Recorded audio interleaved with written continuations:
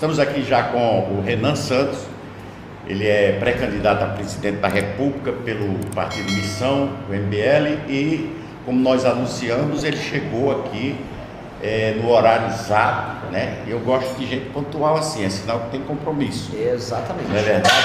Renan, muito obrigado por você ter vindo aqui, tá certo? Eu fico muito feliz. Eu lhe conheci naquela solenidade que nós tivemos lá no Flamengo, na homenagem a Dona Antônia. Eu fiz até uma entrevista com você. Verdade! Pode dar um abraço, verdade, tô te revendo, muito bom. Pois, respostas também. Você tem defendido uma guerra, é uma guerra declarada ao crime organizado, né? A aplicação do direito penal ao inimigo. Você defende que o Estado deve tratar o crime organizado como inimigo de guerra. Na prática, como evitar essa política que resulte em uma escalada de violência, né, que venha vitimar aí civis, inocentes e policiais, tá certo? Sem cair no modelo do populismo. Perfeito. Vamos lá. As únicas pessoas que serão vitimadas serão os traficantes e os bandidos, os quadrilheiros, os membros das facções. Esses aí, eu posso avisar para todo mundo que está nos assistindo, esses aí vão tomar tiro no peito, esses vão tomar tiro, porrada de bomba, e se comportar direitinho vai ficar preso por muito tempo. Olha que gostoso. Nós vamos fazer isso. Esses caras serão vítimas da nosso tipo de política e nós vamos mudar totalmente a abordagem do governo sobre isso. Hoje um policial prende um vagabundo que te roubou um celular e aí ele é solto logo em seguida. Se prende um menor de idade, é solto logo em seguida. Nós vamos alterar todas as leis. Então bandido que é menor de idade vai ser preso do mesmo jeito. Bandido maior de idade vai ser preso. Ah, mas eu vou ter uma progressão de pena porque eu fingi que li um livro. Não vai ter progressão de pena. Vai cumprir a pena integralmente. Ah, mas eu me comportei bem. É o mínimo que você vai fazer. Você vai ficar bem comportado, quieto por muito tempo. Nós vamos ser muito duros. E aí vai acontecer duas coisas. As pessoas vão ter o senso de justiça. A justiça hoje no Brasil é preocupada em fazer as pessoas acharem assim: eu estou recuperando aquela pessoa. Eu não quero recuperar ninguém. Estou falando, olhando para a câmera. Bandido, eu não quero te recuperar. Eu quero punir você. Eu quero que você sofra dentro da cadeia.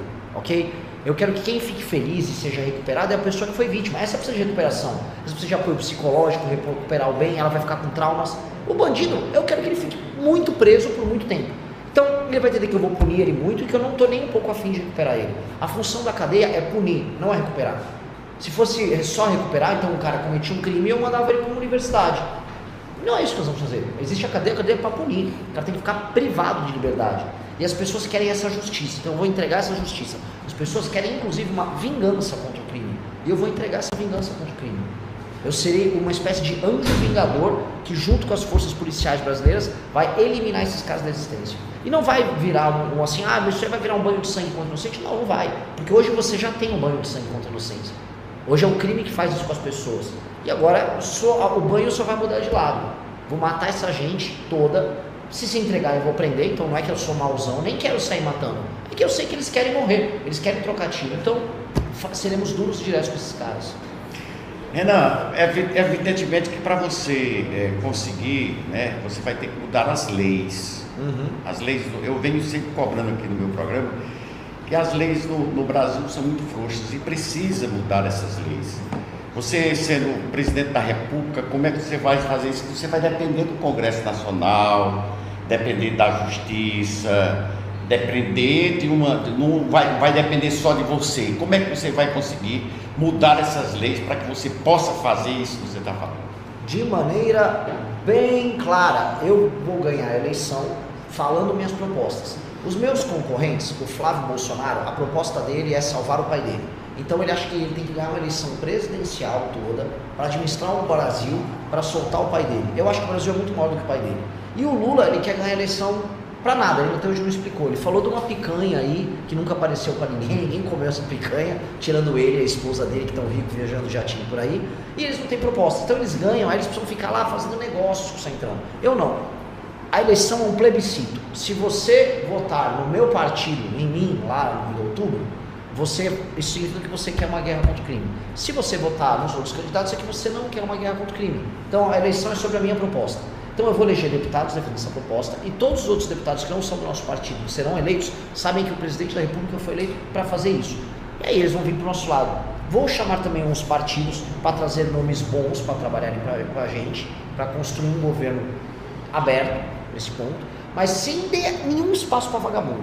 Vagabundo apareceu, eu quero roubar aqui, pé na bunda dele, chute e Polícia Federal na cola dele. De maneira rápida, eu topo composição, mas dentro do nosso programa, e o nosso programa sairá vencedor das urnas. Você tem batido muito aí nas redes sociais, eu tenho lhe acompanhado, em relação à segurança, especialmente a segurança do Ceará, né? Mas eu quero que você fale no contexto geral, porque não é só o Ceará que está faltando segurança para o povo, mas eu quero que você fale no contexto geral. Se quiser falar também sobre o Ceará, fica à vontade. Como é que você vê, o que é que poderia ser feito como presidente da República, tá certo? Para fazer com que a política pública voltada à segurança dos estados, né? Porque, na verdade, no meu modo de entender, a divisa, o estado do Ceará, o estado de Alagoas, ele não fabrica armas, ele não fabrica drogas. Então, como é que você vê? Você tem algum projeto para unificar os estados, unificar os municípios, a federação e também o Poder Judiciário, né, para que vocês possam ter um projeto único e voltado para combater o crime organizado? Como é que você está pensando nisso? Para combater o crime organizado, a gente tem que mudar as leis. Sim. E as leis hoje elas têm penas muito brandas para bandido, para quem comete crime violento. E aí tem uma outra coisa, para quem está assistindo para eu explicar. Uma coisa é a lei penal. A lei penal é assim, se você roubou uma pessoa, roubou um celular de uma pessoa, você tem uma pena super branda. Isso é a lei penal, ela estabelece o crime e a pena. E aí existe uma outra lei, que são as leis ligadas ao processo penal e a lei de execução penal, que determinam como vai funcionar a execução do cumprimento da pena do bandido. E essas duas são super problemáticas, elas são muito pró-bandido. Eu vou alterar tanto a lei penal quanto a lei de execução penal. Por exemplo, a lei penal tem pena branda, eu vou subir as penas para tudo. E aí na lei de execução penal tem saidinha, tem o perdão no período do Natal que o presidente dá, tem progressão penal, tudo isso vai ser tirado. Então a gente vai alterar tudo isso. Isso incide em todos os estados. E aí um policial, seja no Ceará, seja em São Paulo, seja em Minas, quando ele pegar o bandido vai ficar na cadeia. Ele não vai ter um juiz de garantia que vai soltar ele. Ele não vai ter uma juíza que vai falar, não, eu estou pensando, não vai pensar nada. A lei vai ser bem clara, bem precisa, e aí a justiça começa a ser feita. Porque o policial no Ceará é corajoso, assim como o policial em São Paulo é corajoso, assim como o policial em Minas é corajoso. O policial é sério, ele ganha pouco e arrisca a vida dele. Então eu só tenho que dar meios de ação para o policial. E é isso que vai acontecer, isso vai acontecer em todos os estados. Agora, tem governador, e aí sim, que é vagabundo na hora de tratar do assunto. Então a gente começa a perceber que, por mais que as facções tenham surgido no Rio de Janeiro e em São Paulo, elas estão avançando mais hoje em outros estados, os estados que elas vão nascendo, como os estados do Nordeste. A situação aqui no Rio Grande do... aqui no Ceará, lá no Rio Grande do Norte e na Bahia é muito grave. É mais grave que em Pernambuco, por exemplo. E aí os governadores têm responsabilidade disso, porque os governadores comandam a polícia. Eu queria entender por que aqui no Ceará o Eumano não foi para cima do Comando Vermelho como tinha que ir. Não foi para cima das outras facções regionais que tem aqui no Ceará como ele tinha que ir. Ele não vai. Está avançando. Houve tomada de Fortaleza. Sério, teve um evento, foi uma festa que organizaram em Fortaleza entre as facções. Eles organizaram um churrasco com um jogo de futebol, chamaram radialistas para narrar o jogo de futebol entre as facções, comemorando que eles venceram e tomaram Fortaleza. Isso é uma loucura. Um governador que está deixando isso acontecer é um governo que não está cumprindo os princípios básicos que é seu governo. A lei brasileira manda que o governador é o comandante em chefe das polícias e que ele tem a obrigação, ele não tem assim um favor, ele não faz favor quando bota a polícia, ele tem obrigação de garantir a segurança das pessoas. Se ele está perdendo o território para os bandidos, significa que ele não está cumprindo o básico dele. Renan, ainda falando sobre segurança, a gente vê muitos colocarem a culpa, culpabilizar, certo? As favelas. Que lá tal, o governador do Rio de Janeiro agora fez aquela ação, entrou, matou 120 pessoas, tá certo? E voltou tudo normal lá. E pelo meu conhecimento, eu tenho certeza que o crime organizado, que as facções, elas foram criadas dentro dos presídios. Eu me recordo que quando o Marcola foi preso, Fernandinho Beiramar e outros criminosos que até já faleceram, eles começaram a criar essas organizações. Isso com a conivência dos políticos, né? E hoje diz, não, as favelas é que tem que ser combatidas, vamos matar gente, porque lá também tem cidadão de bem. Eu queria que você falasse sobre isso. Eu sou essa pessoa que está falando das favelas. Eu estou falando que eu quero derrubar as favelas. Eu estou falando que eu quero destruir o crime organizado, a começar pela fortaleza que eles fizeram nas favelas. Sim, o crime organizado começa nos presídios e sim, nós temos que esvaziar os presídios do comando do crime organizado. A gente tem que lotar de bandido o presídio, mas o comando que eles exercem dentro tem que sumir. Eu concordo. Mas hoje, a fortaleza do crime organizado são as periferias. E eu preciso fazer isso porque milhões de brasileiros, estou falando na casa dos dezenas de milhões de brasileiros, vivem em territórios comandados pelo crime. E onde estão esses territórios? Majoritariamente nas periferias das grandes cidades. E o que é um local de periferia numa grande cidade brasileira? É o que a gente chama de favela, comumente. São bairros pobres, oriundos de invasões, com pessoas pobres vivendo lá. Então, você precisa tomar a favela militarmente. Eu preciso invadir, eliminar, prender e matar, ou prender ou matar todos os bandidos. E aí depois eu vou urbanizar aquilo, porque não tem que existir favela. Favela é um negócio horrível. Ninguém consegue morar numa favela. Aquelas pessoas estão existindo, elas estão sobrevivendo na favela. Falar que uma pessoa mora bem numa favela é aí você tem que estar muito doente. Então, eu vou fazer isso. Tanto no presídio quanto na favela. Inclusive, lá em Pernambuco, eu e o meu time entramos em um presídio que tinha sido recém-abandonado pela governadora. E lá a gente pôde mostrar para todo mundo, tem um vídeo, todo mundo pode ver, que o presídio era basicamente um hotel de luxo do Comando Vermelho. Cada quarto de cada um tinha TV, tinha internet, tinha sistema de som. Assim, é um absurdo. Então, eu concordo com o senhor, mas eu estendo a favela. A favela tem que ser libertada. Renan, vamos sair um pouquinho agora, depois a gente volta para a questão da segurança, mas agora vamos falar sobre o que é que o Missão, o seu partido, vamos falar você que você tem dado esse meu voto, defende o fim de subsídios e privilégios. Você teria coragem de enfrentar, por exemplo, os subsídios da Zona Franca de Manaus, ou os penduricalhos, né, do judiciário, da elite, do funcionalismo público? Com certeza. Eu sou o único pré-candidato que está falando isso. Todo mundo tem medo. A galera, porque você não bota o pé no Amazonas se você for falar o básico para a população do Amazonas. População do Amazonas, população de Manaus. A Zona Franca é uma distorção que está custando muito caro para os brasileiros. Ela custa dezenas de bilhões por ano. Sabia que é mais fácil fechar a Zona Franca de Manaus, pegar todo mundo que trabalha e dar um salário para ele, só para ele não estar na Zona Franca de Manaus? É mais barato para o Brasil fazer isso. Por quê? Porque não funciona, porque o método de você tira uma moto, manda para lá, volta, tudo é muito caro, não tem logística. Foi uma coisa artificial. E não é que eu quero simplesmente fechar a Zona Franca de Manaus uma vez. Não, eu quero fazer assim, ó. Vamos começar paulatinamente a substituir a Zona Franca de Manaus do modelo atual que não funciona por um modelo que funciona lentamente, para as pessoas já serem realocadas e até ganharem mais. Como? Com o maior polo farmacêutico das Américas. A Índia investiu num polo farmacêutico gigantesco, uma região similar. Nós vamos ter o maior polo farmacêutico. E produtos farmacêuticos, como vocês podem ver, vocês estão assistindo, são produtos leves. Não é um equipamento enorme como uma moto, um carro, um equipamento agrícola ou televisões. Medicamentos são leves. Por serem leves, eles são logisticamente mais fáceis de serem transportados para outros lugares. Nós temos matéria-prima abundante na floresta, a marca que pode ser utilizada através da floresta. Então, nós vamos lentamente substituir um modelo por outro. Lentamente. E é muito tranquilo de fazer. O que não dá para fazer é ficar para sempre sustentando um negócio que não funciona. É isso que nós não queremos, que a gente tem que atacar os problemas brasileiros. Segunda coisa, do judiciário. Aí do judiciário não é lentamente, não. Elite do judiciário eu vou cortar na hora. Imagina, um cara que ganha 200 mil por mês, não, agora mês que vem só vai ganhar 180, no outro 160. Não, eu vou cortar isso. E isso vai me abrir dezenas de bilhões em verba para gastar. Um pedaço disso aí eu vou usar para aumentar o salário de policial. Por quê? O policial é o cara que está na ponta lutando contra o crime. E os salários dos policiais são muito injustos para quem dá a vida para fazer justiça. Então olha que injusto. O cara que dá a vida para fazer justiça e vive a injustiça, que é o policial, ele ganha pouco.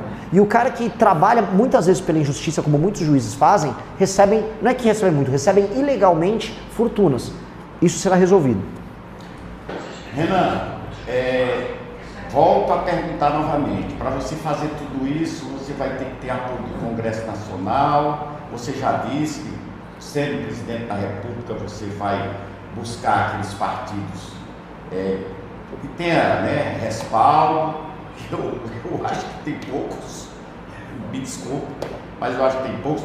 Mas qual a estratégia que você pretende montar? Porque você precisa desse apoio. Você acha que você vai conseguir o apoio desses partidos que você vai buscar? Eu volto a colocar, se eu ganhei a eleição falando isso e eu vou ganhar a eleição falando isso, significa que esse é o tema mais importante do Brasil. E significa que a população brasileira, na sua maioria, vai apoiar isso.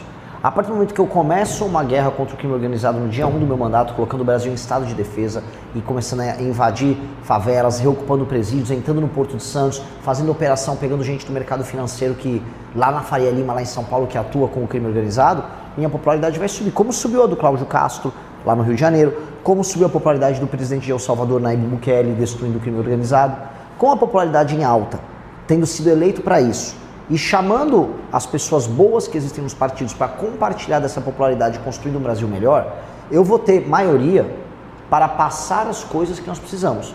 A primeira é a mudança nas leis penais, a segunda é um ajuste nessa parte fiscal de privilégios que o senhor comentou, bem grande, e a terceira é uma reforma administrativa no Brasil para mudar municípios, estados, dinheiro que vai de um lugar para o outro, para você começar a fazer as regiões mais pobres começarem a buscar as regiões mais ricas em termos de desempenho. Por falar em popularidade, a pesquisa Atlas Intel desse mês agora, acho que foi desse mês, mostra você com cerca de 3,4%, me parece, se eu não me engano, 3,4% das intenções de voto, tá?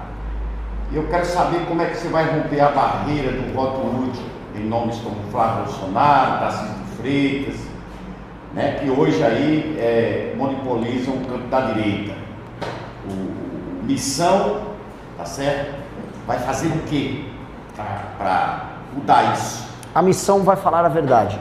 Nós vamos falar a verdade, igual eu estou falando a verdade para o senhor aqui, sem nenhuma papa na língua. Então a gente vai fazer uma campanha falando que as pessoas gostam de ouvir, o que elas não gostam de ouvir.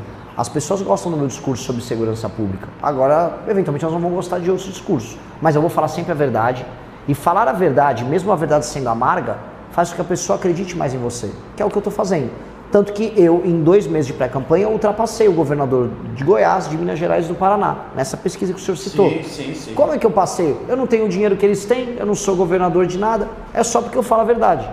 Só isso, eu não tenho nada que eles não tenham. O dinheiro deles pode comprar quase tudo que eu tenho, só não pode comprar a verdade não se compra. Existe alguma hipótese que você possa... Vou fazer essa pergunta, você responde também. Existe alguma hipótese de você abrir mão de sua candidatura aí em prol de uma coalizão da direita? Nunca. Nunca, porque eu acho que essas figuras da dita direita são apenas homens corruptos e fracos. E você não vai derrotar um cara como Lula sendo corrupto e fraco. O cara como Lula é o seguinte, o Lula é como se fosse o grande inimigo. Se eu boto um cara que é fraco, ele vai perder. Se eu boto um cara que é corrupto, ele vai ser comprado. Então, por que eu vou enfrentar o Lula me unindo com gente corrupta e fraca? Não tem sentido. O Flávio Bolsonaro, por exemplo, além de fraco, é corrupto. Tanto que, as informações vão todas nessa linha, o Lula está comemorando que o Flávio é candidato. E eu vou fazer um desafio para os senhores que estão assistindo essa live e estão nos ouvindo aqui na rádio e na televisão. Me deem um ataque que o Lula fez ao Flávio Bolsonaro desde que ele falou que é candidato. Nenhum. Porque é bom pro Lula. O Lula é esperto. O Lula é gaiato. O Lula sabe jogar. É gaiato, aqui ó, entendi, esse cara vai perder, deixa ele concorrer. E é isso. E o Flávio vai concorrer, e o Flávio vai perder pro Lula e pra mim. E aí eu vou enfrentar o Lula no segundo turno e eu vou derrotar o Lula. E você vai fazer o que para convencer o eleitor nordestino que sua proposta de desenvolvimento não é apenas uma crítica ao assistencialismo do Bolsa Família e também uma crítica de quem está na oposição, do PT? Como é que você vai fazer isso para você convencer, sem dar a conotação que é só crítica mesmo? É que não é só crítica, realmente eu sou a única pessoa que tem propostas para mudar totalmente a realidade do Nordeste. Eu estava vendo hoje saiu um vídeo muito triste para todo mundo, de pessoas do Maranhão pegando um ônibus para ir se mudar para São Paulo. Veja, não é que está sobrando emprego em São Paulo. Nós estamos agora no ano de 2026 e os vídeos de pessoas pegando ônibus, se mudando para o sul do Brasil, ainda existem. Então, tem algo de muito errado no Nordeste. E vou lembrar, essas pessoas estão abandonando a família delas aqui, indo morar mal lá em São Paulo. Essas pessoas vão morar ou numa favela ou vão ficar de favor na casa de alguém. Essas pessoas estão indo basicamente viver e ter um subemprego lá. Só que para elas, viver e ter um subemprego sem ter a família por perto é melhor do que morar no Maranhão. Então tem algo muito ruim no Nordeste, porque as pessoas estão indo embora do Nordeste. Só que os políticos daqui ficam aquela coisa, não, o Nordeste é maravilha, não, porque aqui é muito bom, pena que nada, aqui não tá bom, viver aqui está ruim, o Nordeste não melhorou economicamente. Quando eu comparo com o restante do Brasil, a economia do Nordeste não é que ela aumentou mais que a do Brasil. Se ela estava mais para baixo e o governo investe mais no Nordeste, ele deveria ter subido, ter buscado o Sul, Centro-Oeste, mas não é isso que aconteceu. Quem cresceu na prática foi o Centro-Oeste, foi Paraná, foi Santa Catarina, foi Rondônia. O Nordeste não, só que o governo está sempre metendo dinheiro aqui. E por que não funciona? Porque aqui vocês têm uma classe política muito corrupta.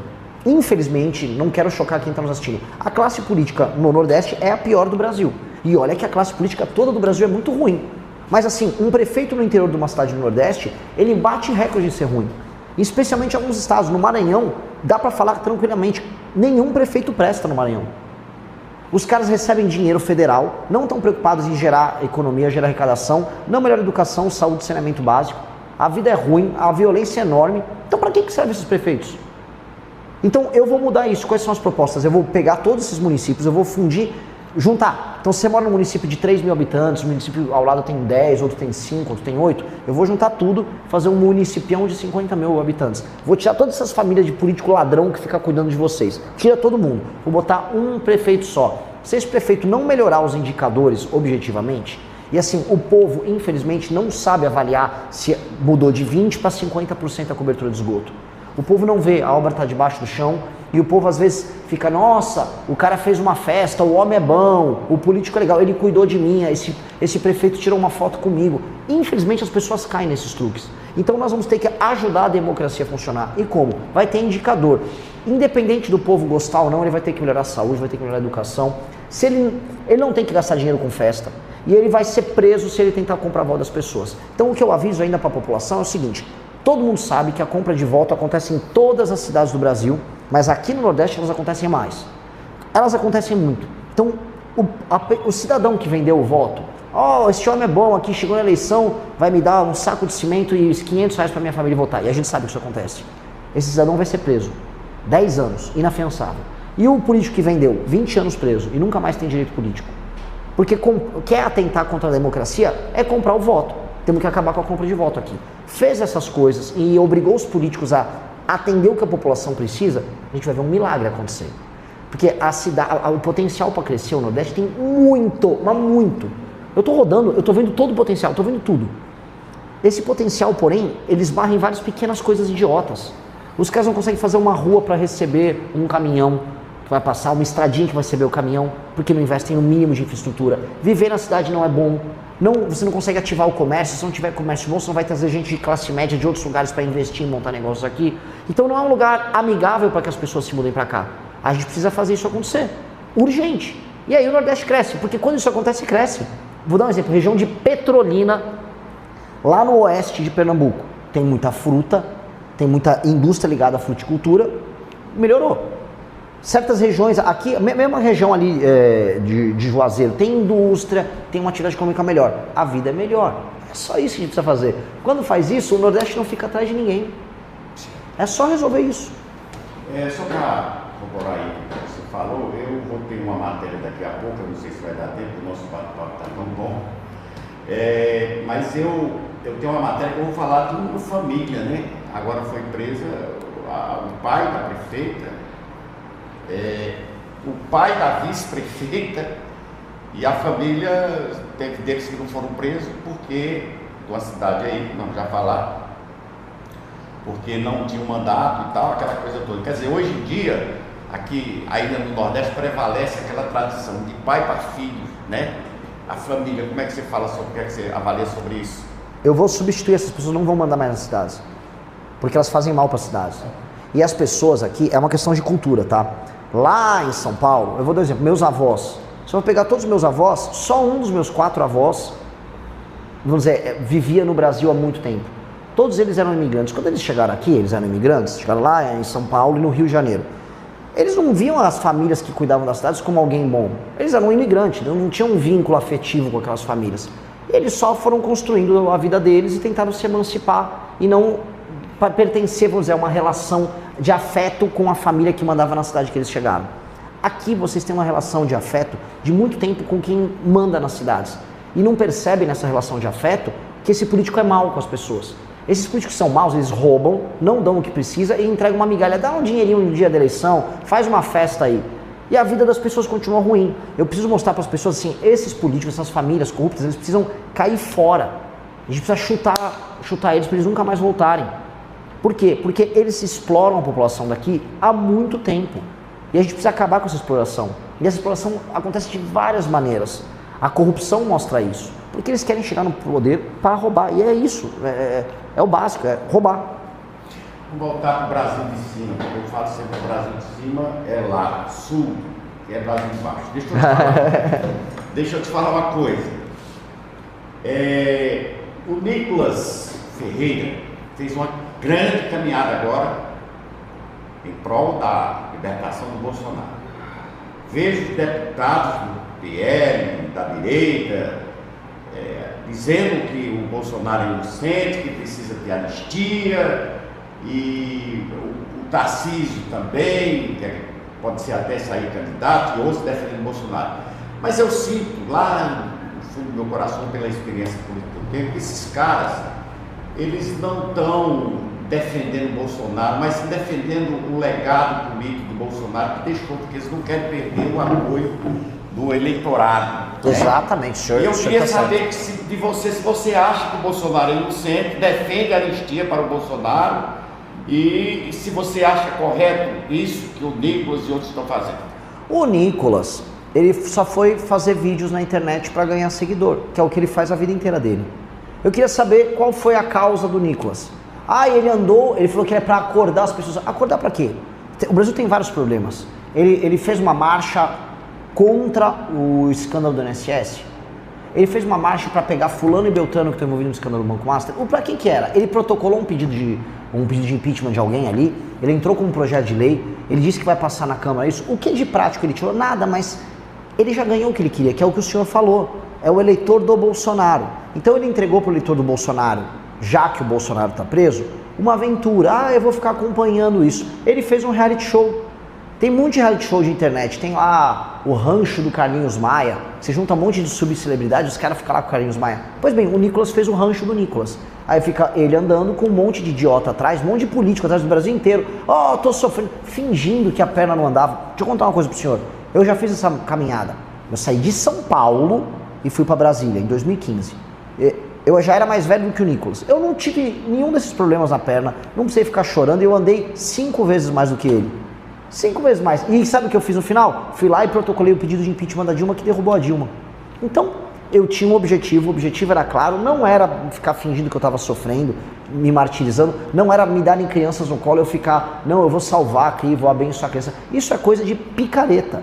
E o Nicolas é um picareta. Só que eu falo isso, aí vai aparecer aqueles fãs dele, vão ficar, mas assim, se você é fã do Nicolas, desculpa, você é fã de diva pop, você é fã de Carlinhos Maia, você é uma pessoa que está aí para ser enganado.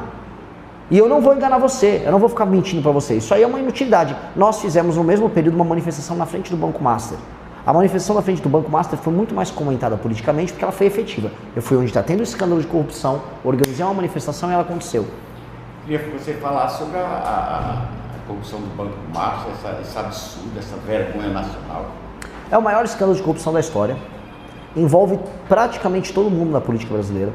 Esquerda, direita, centro. Estão pegando agora muita coisa do governo Lula. O Lula encontrou com o Vorcaro numa reunião fora da gente. Para quem não sabe, o Vorcaro é o dono do Banco Master, é esse corrupto que comprou todo mundo e inclusive fazia festas e festas com sexo e filmava as pessoas que estavam na festa para poder aparentemente chantageá-las depois. É um cara muito perigoso. E esse Vorcaro se reuniu com o Lula no final do ano de 2024. O Lewandowski, que é o ministro da Justiça do Lula, tinha um contrato já sendo ministro da Justiça de 5 milhões com esse Banco Master. Descobriram um contrato da esposa do Alexandre de Moraes com esse Banco Master. Aparentemente, em matéria do jornal Metrópolis, o Alexandre de Moraes se reuniu com o dono desse banco numa reunião meio que fechada em Brasília. O Dias Toffoli, que é outro ministro do Supremo, também envolvido até em empreendimentos que a turma do Banco Master tinha no Paraná. Tem igreja envolvida, a igreja da Lagoinha estava envolvida. Então, quando a gente vai olhando tudo isso, está todo mundo envolvido, um escândalo bilionário, muita gente comprada, e nós precisamos desesperadamente punir essas pessoas. Porque se não punir, o Brasil acabou. Como institucionalidade, o Banco Central não vale nada, o STF não vale nada, o Congresso não vale nada, os partidos não valem nada. Aí o país virou só bagunça. Renan, você não me respondeu. Você acha que o Bolsonaro não cometeu crime nenhum? Você acha que o Supremo foi, assim, muito brusco? Eu acho que o Bolsonaro cometeu crimes, sim. Eu acho que o Bolsonaro estava tentando um golpe de Estado, sim, e todas as provas vão nessa linha. Tem muito fã dele, fala, é mentira, mentira. Leia, veja as provas, leia o processo. Não adianta ser fã de político. Veja só, você pode ser um fã de um cara que tem uma banda. Olha, eu gosto da banda de música tal, eu gosto do cantor tal. Aí é um fã. O fã, você admira o trabalho dele. Agora, um político, você tem que ter um pouco de distanciamento para ver se ele está mentindo ou não com você, porque é a tua vida no final, né, que se trata. Então, o Bolsonaro, por mais que ele fale não, tem todas as provas das reuniões que ele teve, os depoimentos dos generais, as reuniões, as conversas que foram interceptadas de WhatsApp das partes, e eles estavam tentando um golpe de Estado. Sim, eles não tem como negar isso. Não há como negar. Agora, o STF, o processo foi assodado, foi acelerado, não deu direito de defesa para ele. Então, o que eu penso é, há mérito na prisão, mas a forma conta, a forma está errada. É esse o meu ponto sobre a prisão dele. Sobre aquelas pessoas que estão na cadeia também, que tomaram penas muito grandes, veja só, todo mundo acha estranho, com razão, que a pena daquelas pessoas seja maior do que a pena de um bandido que mata uma pessoa, de um ladrão de celular que mata, ou rouba e é solto. Sim, está errado. Tem que diminuir as penas. E nós defendemos lá no Congresso a redução da pena dessas pessoas. Mas isso só. Renan, eu queria que você falasse agora um pouquinho, voltar aqui para a política do Ceará. A gente está iniciando aí já praticamente o processo eleitoral, nós vamos ter eleições aqui e a disputa aqui também está praticamente polarizada, né? Não sei se vai aparecer outro candidato, parece só tem o Girão, que está se lançando candidato, tem um rapaz do PSOL, mas fica polarizado. E agora é o Elmano, que é candidato à reeleição, e o Ciro Gomes, né?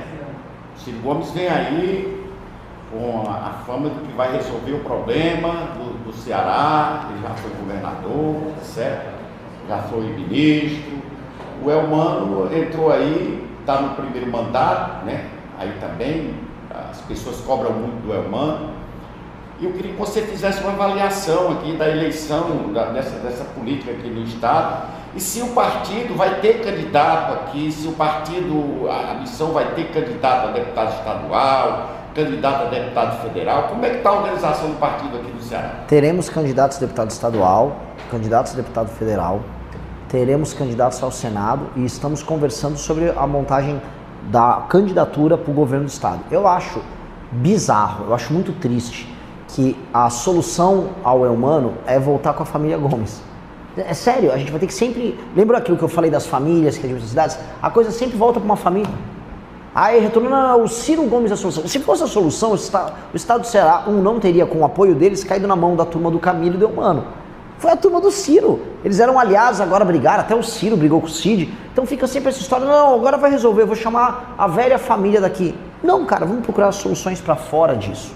Eu fico um pouco surpreso porque o bolsonarismo teve candidatura forte para prefeito de Fortaleza, e que era o André Fernandes, por mais que eu ache o André Fernandes pavoroso, mas teve uma candidatura forte lá, e aí eles não conseguem construir uma outra candidatura. Não que eu ache bom a candidatura, eu estou falando assim, a direita não pensou em nada, sobrou pra gente, nós vamos construir uma candidatura aqui, nós vamos ter um candidato ao governo, precisamos, porque as pessoas têm que debater os problemas do Ceará sem, ser parte dessas super famílias que administram o estado há muito tempo, e 2, com ideias muito novas, porque o Ceará também ficou para trás. A gente tem que entender isso, já ficou para trás. Vamos bater aqui um bate-bola rapidinho. Eu tenho aqui um quadro no meu programa para quem você tira o chapéu, o quadro que eu tirei do Raul Gil. Tá, gosto. Eu tirei do Raul Gil esse quadro. Mas é muito bom porque as pessoas têm, né, o direito de falar, se tira o chapéu para esse projeto, enfim. Mas eu queria saber para quem você tiraria o chapéu aqui como político do estado do Ceará. Você tiraria o chapéu para Ciro Gomes? Você tiraria o chapéu para André Fernandes, para Eumano, para Camilo? Para quem você tiraria o chapéu aqui do estado do Ceará? Para Pedro Arthur, um jovem líder do Movimento Brasil Livre e do Partido Missão, que está estruturando a nossa viagem. Menino corajoso, que é alvo de ameaças do Comando Vermelho, ameaças recorrentes do Comando Vermelho, que sofre esses ataques, que lidera, vamos dizer, a busca do povo do Ceará por justiça e por uma polícia mais eficiente no combate, não por culpa da polícia, mas por culpa do Estado que não deixou ela trabalhar. Esse rapaz eu tiro, e assim, ele está inclusive me ajudando aqui na pré-campanha. Que rapaz incrível. Com a mãe e a irmã, eu não sei se eu posso falar isso, sendo alvo de ameaça de morte por parte do crime organizado, ameaças de estupro. O Comando Vermelho entrou com ameaça de estupro contra a família dele, contra as mulheres da família dele, e ele chorando falou: Renan, eu vou continuar. Eu tiro o chapéu para ele, tiro o chapéu para figuras históricas, tiro o chapéu pro brabíssimo Padim Cício, que por mais que fosse um homem religioso, também foi um homem que teve uma postura política na região. Você é católico? Sim. Católico. E ele é uma figura importante em vários espectros, como a gente vai entender os homens daquela época do começo do século XX. Então, há muitas figuras históricas a se tirar o chapéu aqui. O Dragão do Mar, eu tenho que tirar o chapéu para ele. Vou tirar o chapéu para os homens do Ceará que lutaram pela abolição da escravidão muito antes de muitos outros estados no Brasil. Então, o Ceará já formou muita gente muito boa. Mas, infelizmente, existe muita gente ruim comandando o estado que deixa ele na situação triste. Eu queria que você... Então você não tira o chapéu para mais nenhum político aqui do estado do Ceará? Não, eles não me deram razão para isso. Porque eu estou louco para me darem a razão. Eu sou super amigável. Me dê um cara que está indo muito bem que eu vou lá e tiro o chapéu. Então eu não consigo. Eu fiquei de fazer uma pergunta. Porque eu coloco aqui, até algumas pessoas nos comentários do meu programa, eles me esculhambam. Porque eu falo aquilo que eu acho que eu tenho que falar, eu só citei você. E outro dia eu coloquei aqui, eu disse assim: rapaz, dizem que o Lula é ladrão. Lula ladrão move dele e tal. Foi preso. Não teve prova, saiu. Não, teve prova. Peraí, não, mas eu quero saber, eu quero que alguém me dê uma prova para que eu possa também dizer assim: não, o Lula é ladrão, porque eu não gosto de chamar ninguém de ladrão. Sinceramente eu não gosto, é muito pesado. Aí, eu queria saber o que o Lula roubou. Eu vou então, tirando a esperança do povo brasileiro que foi iludido pela figura dele nesses últimos 20 anos, o Lula roubou dinheiro. E eu vou mostrar para você o que é não ter prova. O Lula recebeu, como havia um escândalo chamado Petrolão, em que empreiteiras ganhavam contratos multibilionários e desviavam nesse processo uma parte do dinheiro desses contratos que eram com a Petrobras ou com o Estado brasileiro para pagar políticos. Então pagou político do PT, do PP, do PMDB, de vários partidos. Todo mundo tinha um quinhãozinho. O que a Operação Lava Jato à época descobriu? Que o Lula sabia desse favorecimento, que o Lula tinha ciência de todo esse processo, que ele era aliado dos corruptos desse processo e que as empreiteiras trocaram favores com o Lula, tanto no sítio dele, que ele fala que não é dele, tanto no apartamento dele, aquele triplex que tinha no Guarujá. O triplex é um apartamento de 3 andares, que ele fala que não é dele. O apartamento ele visitou, a equipe dele estava lá, pessoas dele trabalhavam lá. E aí as pessoas falam que não tem prova. Ah não, mas o Lula não assinou um contrato. Mas pô, um contrato simulado, ele justamente não vai ter a assinatura da pessoa, porque não é um contrato simulado, é uma simulação. Isso qualquer juiz, uma justiça trabalhista consegue perceber. O sítio que ele fala que não é dele, que foi reformado com o dinheiro dessas empreiteiras, do nada, até botaram uma torre, acho que da Oi ali perto, tinha as fotos do Lula, os vinhos do Lula, os pedalinhos do Lula, as coisas todas do Lula, e ele falava: não era meu. É óbvio que era dele, era óbvio que era um sítio dele. Ele frequentava, tinha imagens dele frequentando o sítio. Então, provas abundantes mostram que o Lula tinha a propriedade, de fato, de bens que foram alvo de investimentos milionários por parte dessas empreiteiras que roubaram o Brasil. Isso são provas robustas, que são aceitas em todos os processos. E aí o que o turma do Lula falou, não tem prova porque ele não aceitou, é como se eu tivesse que dar um recibo, ó, recebi uma propina, toma um recibo. E o recibo seria uma prova. Não, né, pô? A justiça já lida com esse tipo de coisa há muito tempo em muitos lugares. Sim. Ô Renan, você falou dos heróis aqui da história do Ceará. Cita aí um herói da história do Brasil. Dom Pedro I. Vou citar dois aqui. Vou citar todos os bandeirantes, os heróis bandeirantes que fizeram o desbravamento do Brasil. Posso citar o Domingos Jorge Velho, Anhanguera. Vou citar Zumbi dos Palmares, herói brasileiro. E veja só, por mais que o Zumbi tenha sido derrotado em guerra pelos bandeirantes, eu acho que tanto o Zumbi quanto os bandeirantes são heróis nacionais. Eu acho que os heróis que participaram da Segunda Guerra Mundial, os pracinhas da FEB são heróis nacionais. Acho que boa parte do movimento tenentista que nós tivemos no Brasil foi feito de heróis nacionais. Acho que os jovens brasileiros que lutaram em 32 pela Constituição são heróis nacionais. Então o Brasil é um país cheio de heróis. Acho Felipe Camarão, acho que Henrique Dias, que derrotaram os holandeses na Batalha dos Guararapes, são heróis nacionais. O Brasil é recheado de heróis. Aí no esporte, Ayrton Senna é herói nacional, Pelé é herói nacional. O maior erro do MBL até hoje? Maior erro? É. Não ter entendido que as pessoas queriam um projeto de poder e não um movimento de ativismo logo no começo. A gente deveria, quando a gente surgiu e organizou as manifestações, ter encontrado uma pessoa séria e decente para ser candidata à presidência, porque aquela luta que a gente teve caiu num colo de um farsante que é o Bolsonaro. Privatizar a Petrobras, sim ou não? Não necessariamente. Não necessariamente. Eu acho importante manter a Petrobras e ter certas atividades tocadas por ela, mas o setor que ela atua ser mais aberto para investimentos externos, na parte também de exploração e também de distribuição. Uma decepção política pessoal? Muitos amigos meus que eu criei no Movimento Brasil Livre. Falar nisso, você foi filiado ao PSDB também? Mas nunca tive a relação com o partido. Eu filiei para tentar ajudar na eleição de 2010, já querendo tirar o PT do poder, quando era Serra versus Dilma. Sim. Mas é isso. E o PSDB Será que não foi uma das suas decepções? Não, nem foi, porque decepção acontece quando você espera alguma coisa da outra pessoa. Eu nunca esperei muita coisa do PSDB, não. Na verdade, eu nunca esperei nada. Feio ou contrapeso? O STF, freio ou contrapeso o STF? O STF se tornou um poder em si e ele não tem freio nem contrapeso e a gente vai ter que restituir isso. Ou seja, o STF vai ter que ter limites. A gente vai ter que, inclusive, alterar coisas na lei para fazer com que o STF tenha limites. Lula ou Bolsonaro no eventual segundo turno sem você? Renan Santos sempre. Nunca nenhum dos dois. Tá, não apoiará nenhum. Um livro que todo brasileiro deveria ler.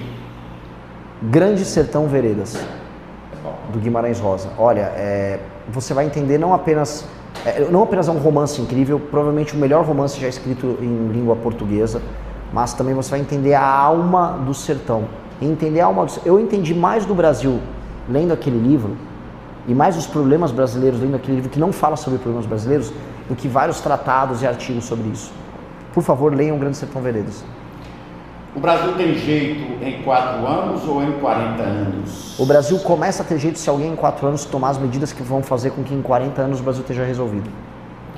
Renan, foi um prazer imenso me receber aqui, inclusive você daqui está saindo para Saboeiro, Você já vem de Saboeiro, está indo para Saboeiro, eu acho que você vai lá no Distrito Flamengo, você vai lá? Sim, vamos no Distrito Flamengo. Pronto, lá na Dona Antônia, né, na homenagem que você fez lá à Dona Antônia.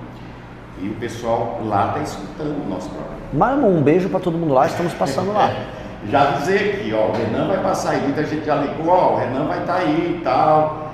Então um abraço a vocês de Saboeiro. E lá está na festa da Padroeira também, né? Ele está vivenciando o momento da festa da Padroeira. Eu quero lhe agradecer. Eu quero deixar aí para que você coloque aí aquilo que você tem esquecido, aquilo que você queira colocar para os nossos ouvintes. Tá certo? A nossa audiência hoje foi muito boa, né, Alisson? Foi muito boa, né? Você está falando para muita gente, além do seu evidentemente da sua live, você está falando para muita gente aqui na região. E muito obrigado, fica aí para as suas considerações finais. Primeiro, muito obrigado por me dar a oportunidade. Muito obrigado por ter ido cobrir a homenagem à dona Antônia Ione, lá ainda no final do ano passado. E meu recado para todo mundo que está nos ouvindo é: sua vida tem como melhorar muito. Era para ela ser já melhor. Vocês que estão me ouvindo são pessoas esforçadas, mas a forma como as coisas estão organizadas aqui é ruim. Quando eu digo aqui, não é só no Brasil, é no Ceará, é no Nordeste, é no Sertão, é no semiárido, é na zona da mata, onde tem zona da mata. Nós podemos viver melhor. Nós só temos que reorganizar a casa. Quando você reorganizar a casa, às vezes vai doer. Às vezes certas práticas que você tem, certos costumes, você não quer abandonar. Mas tudo na vida para melhorar precisa de um remédio. O remédio, em geral, é amargo. Prazer, remédio amargo. Eu sou remédio amargo e eu tô aqui para curar. Eu não tô aqui para ser doce. Porque às vezes o que é doce te dá o prazer na hora, mas te engorda, faz mal, dá diabetes. O remédio amargo te cura. Então eu sou o remédio amargo.